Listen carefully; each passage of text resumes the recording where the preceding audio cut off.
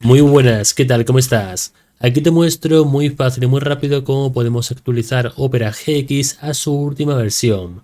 Para esto lo que hacemos es dirigirnos hacia este navegador, lo abrimos y cuando estemos con él abierto nos dirigimos ahora hacia arriba izquierda y veremos este icono de Opera GX.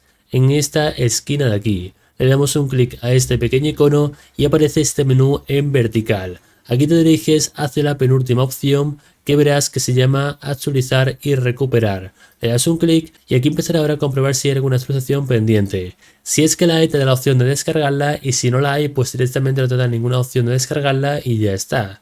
Como vemos en este caso, pues ya está actualizado, así que no aparece ningún botón para descargar. Pero si no es el caso, pues aquí aparecerá ese botón, le das y la descargas e instalas. Y se coloca ya en tu Opera GX.